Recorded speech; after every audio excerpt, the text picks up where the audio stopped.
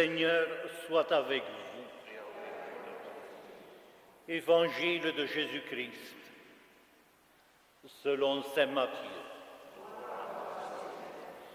Jésus dit cette parabole.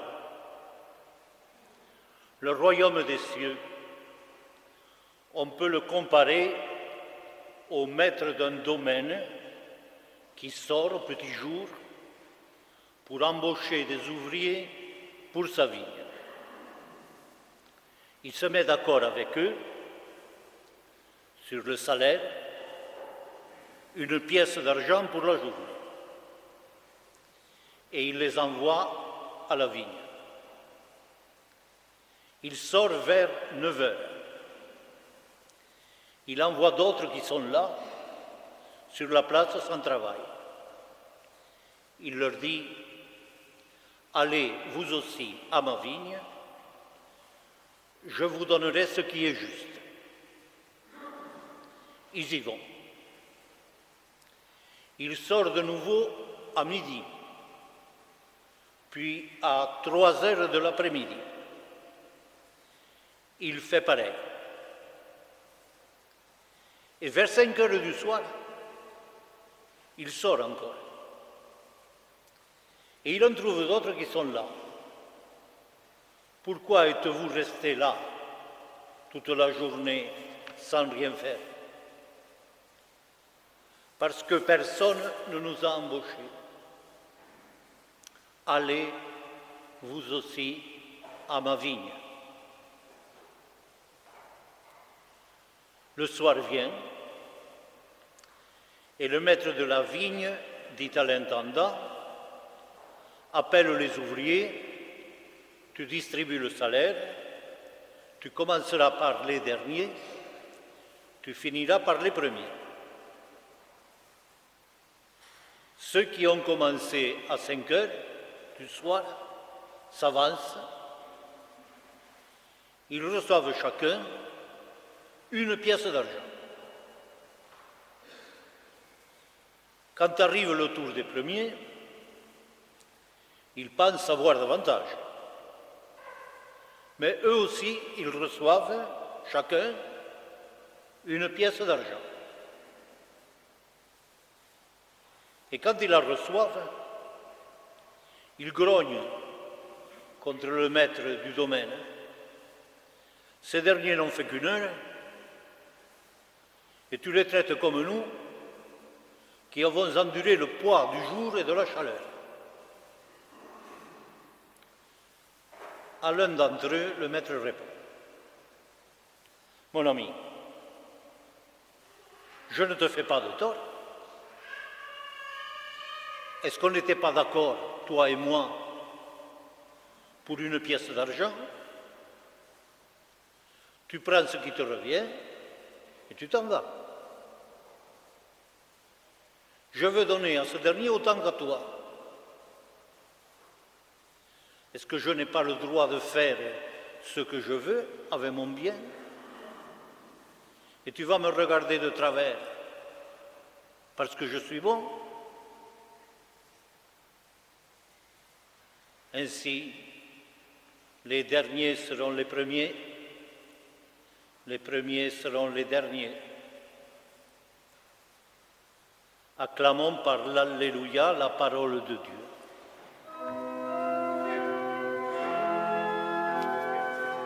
Alléluia, vive Dieu.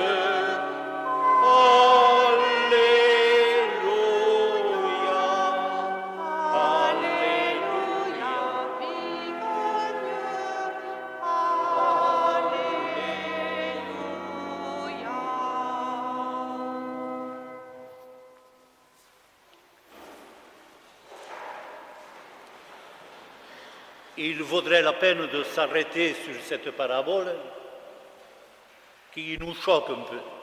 Ce n'est pas juste. Mais quand il donne, Dieu donne tout à tout le monde. Et on ne va pas lui reprocher d'être trop généreux. Et puis on ne va pas peut-être se prendre trop vite pour les ouvriers de la première heure. Mais je ne veux pas vous parler de ça aujourd'hui, mais plutôt de ce coin de vigne où nous avons été envoyés pour travailler. Ce coin de vigne qui est le nôtre ici, que nous aimons, où on se trouve bien, et ce que nous appelons notre patrimoine, c'est-à-dire ce qu'on a reçu de nos pères. Ce patrimoine, il y a des choses qu'on voit en visitant le village, et puis il y en a d'autres qu'on ne voit pas, le patrimoine invisible, et ça vaut la peine de s'attarder sur l'un comme sur l'autre.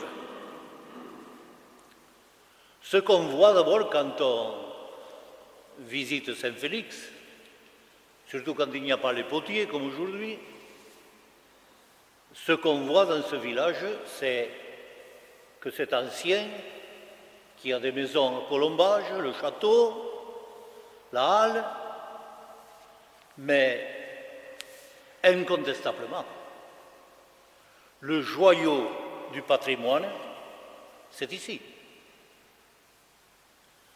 On dit d'ailleurs, quand on parle d'un village, un clocher.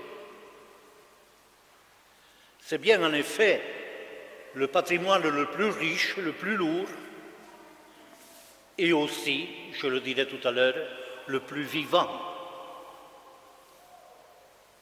Il ne dépend que de nous, mais ça dépend aussi de tout ce peuple plus large que nous qui sommes à la messe du dimanche et qui veut se marier à l'église et être enterré après y avoir été baptisé. C'est tout ça, ceux qui se servent de ce patrimoine. Alors, la première chose à faire, c'est de le regarder. On va à l'église, à force d'y entrer, on ne voit plus rien. Et donc, il est utile qu'il y ait des journées comme celle-ci, où on pourrait un peu faire le détail et s'intéresser à tout ce qu'il y a, et aussi à tout ce qui cloche, car si nous pouvons être fiers d'avoir une église de cette qualité, il nous arrive de nous demander comment on ferait, nous, si on n'avait pas d'église à Saint-Félix. Je ne sais pas si on arriverait à faire tout ça. Ça serait assez douteux. Ils l'ont fait. Et nous, comme de bons héritiers, il nous faut garder la maison et l'entretenir. Alors, quand on regarde, on sent qu'il y a des choses qui ne sont pas tout à fait au point quand même. Si on avait le plafond de la chambre qui était comme celui de celle de Saint-Joseph dans la chapelle, là, on ne serait pas très heureux. Nous avons une mission qui est de garder le patrimoine. Et ceci n'est pas une flèche ou une pierre jetée dans le jardin de la mairie, parce que ça ne concerne pas que la commune, ni même que les monuments historiques. Ça nous concerne à nous aussi pour être là et pour dire il faudrait faire ceci, il faudrait faire cela. C'est bien qu'on ait ça. Mais ça sera bien si on le transmet, le patrimoine, en meilleur état, ou au moins pas plus mauvais. Mais ça ne suffit pas de se préoccuper des peintures. Il faut regarder ce que disent les peintures. Et je vous lance un défi tout simple.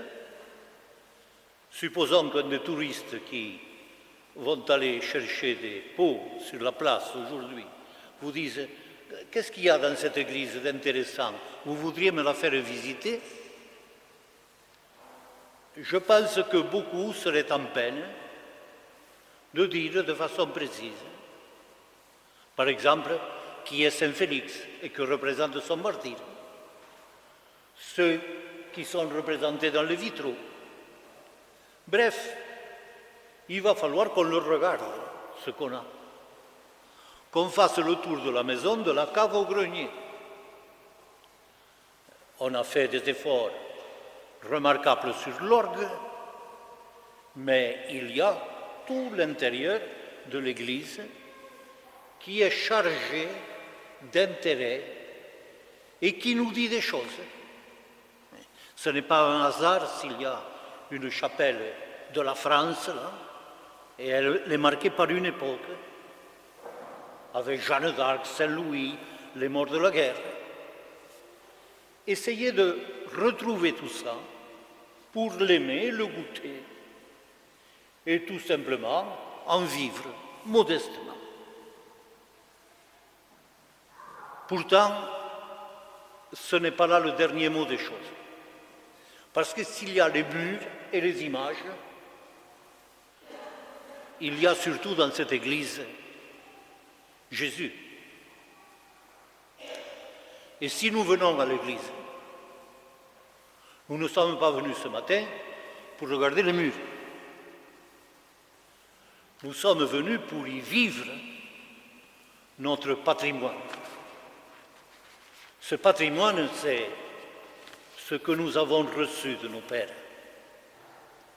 Et c'est vrai que je suis profondément reconnaissant aux générations qui m'ont précédé, à mes parents, à mon curé de l'époque, aux gens du pays de l'époque, de nous avoir fait passer beaucoup de choses dans lesquelles naturellement nous avons baigné et qui nous ont nourris. Nous avons eu cette grâce d'un patrimoine de foi. Et ce patrimoine que nous avons reçu, que nous essayons tous les dimanches ici, de revivre ensemble, car cette assemblée se nourrit de la foi. Elle se nourrit aussi de tous ceux qui contribuent à ce que cette assemblée soit vivante, de ceux qui font chanter, qui jouent l'orgue, qui ont balayé avant. Enfin, je ne les compte pas tous, parce qu'il y en a trop. Il y a un noyau de gens attachés à ce patrimoine. Et attachés, au-delà de ce patrimoine, à cette assemblée qui a pris la suite de tant d'assemblées chrétiennes et qui doit la passer aux assemblées qui suivent. Car le problème d'un patrimoine, c'est le même que celle d'une maison du village. Vous avez hérité d'une maison, et puis vous habitez Toulouse, vous y venez 3 fois par an, la maison pratiquement est morte. Il faut y être. Ouvrir les volets, faire passer l'air. Et nous aussi, notre patrimoine reçu, ce patrimoine de foi, il nous faut l'aérer de nouveau, le faire bouger. Je pense, parce que je le vois en face, là, au club du 3e âge, et à tout ce qu'il poursuit dans le patrimoine. Mais je lui dirais à lui aussi, comme à nous, nous n'avons pas reçu simplement la force de vivre ensemble, de faire des fêtes ensemble, nous avons reçu la force de prier ensemble, de croire ensemble. Ce patrimoine extraordinaire qui nous a été donné, il ne faut pas le gaspiller. Quand on pousse les choses jusqu'à leur dernière racine, on s'aperçoit que notre patrimoine, c'est le Christ. Et que ce n'est pas une histoire ancienne, c'est l'histoire d'aujourd'hui que nous avons à faire passer aux enfants dès qu'ils sont tout petits et un peu plus grands à travers le catéchisme, conservateur du patrimoine de Saint Félix, éminent, les catéchistes, qui initient les générations montantes à la foi.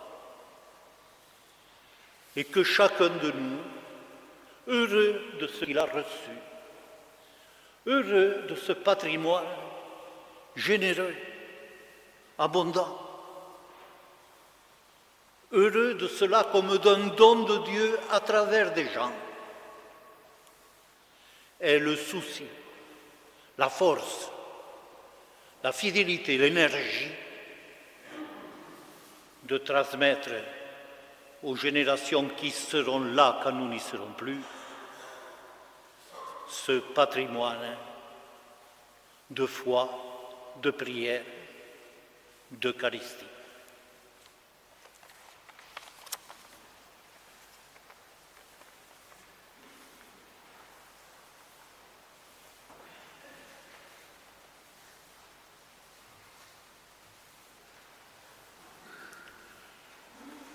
Je crois en Dieu, le Père Tout-Puissant, Créateur du ciel et de la terre, et en Jésus-Christ,